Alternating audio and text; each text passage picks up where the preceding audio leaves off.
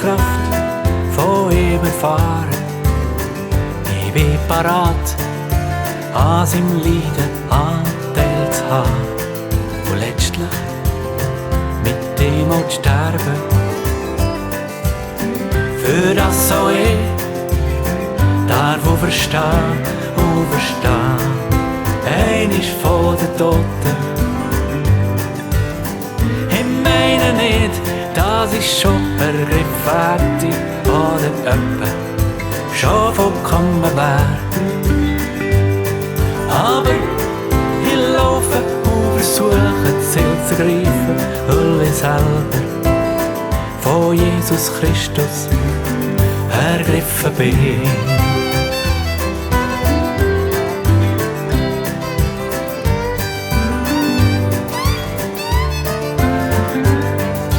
In Christus möchte ich erkennen, die Auferstehungskraft von ihm erfahren.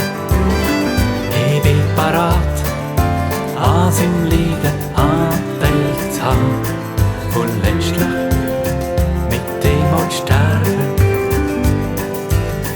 Ich meine nicht, dass ich schon ergriffen hätte oder öppe schon vollkommen wär.